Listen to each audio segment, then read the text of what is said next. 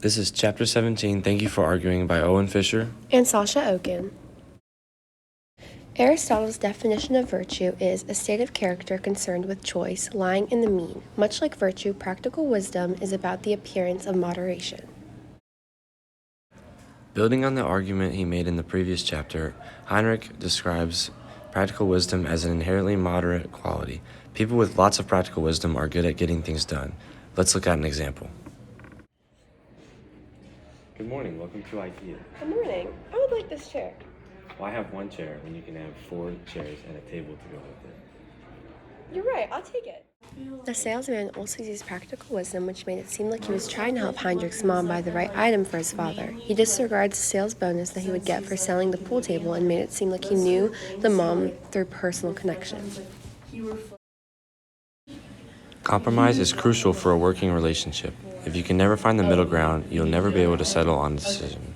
In my marriage, my wife makes all the small decisions, and I make all the big decisions. We have yet to make any big decisions.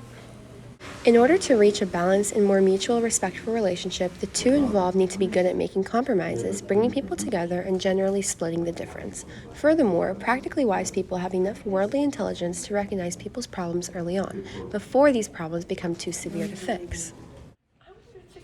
I want to go to McDonald's. Hour later.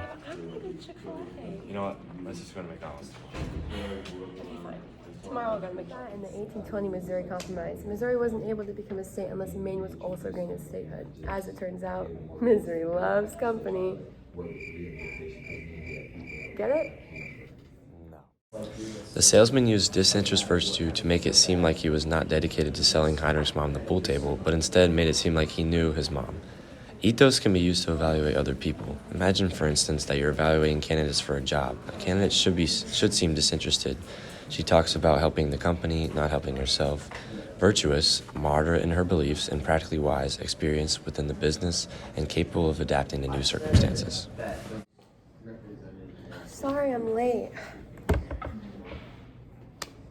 I want a good paying job. I want a good schedule.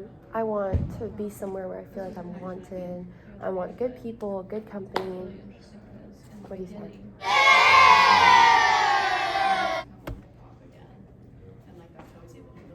Good afternoon. Good afternoon. 5 minutes early. What can I say? I would like to see this company flourish and grow, and I also want to be the one who helps it get to where it needs to be.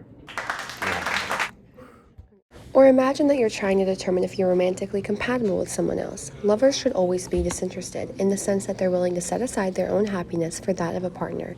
They should share the same values. I like dogs. I like dogs too. Perfect. How was the salesman able to do this? The salesman used both personal connection and relation when selling the pool table to the mom. Let's look at an example of relation used to captivate an audience.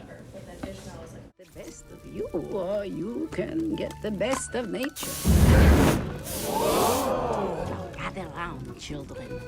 We're New Yorkers, right? Yeah. We survived the concrete jungle. That's right. When we need food, we hunt for a decent hot dog stand. Am I right? She's right. When we need shelter, we build skyscrapers. Exactly. When we need water, we build... Now let's look at 2 argument tools from this chapter. First is the extremist detector. It makes the middle ground seems like the extreme and argues their extreme point as the middle ground. An example of this is conservatives and environmentalists when it comes to climate change. They both have extreme points on the issue, but argue that their position is the moderate decision. Another argument tool is meeting the needs of your audience. Throw out your needs for the needs of your audience, focus on what is appealing to them and not what you are concerned with, and the salesman was able to do this by meeting the mom's needs of a Father's Day gift. Let's look at an example of meeting the needs of your audience. Rehabilitated. It's just a bullshit word. So you go on and stamp your form, Sonny, and stop wasting my time. Because to tell you the truth, I don't give a shit.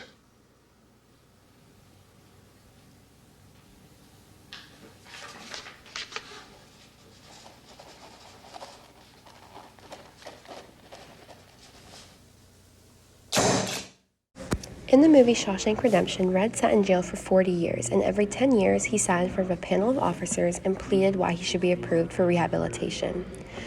Each year he said exactly what he thought the officers wanted to hear, saying that he's learned from his mistakes and that he's a changed man, and every year he was denied rehabilitation. Finally, at his last council hearing, he dropped the act of trying to meet the audience's expectations, and once he did so, the officers knew he was changed. He stopped trying to please the officers, and in doing such, they knew he was meaning every word, instead of just talking to fill the time. Finally, he was approved.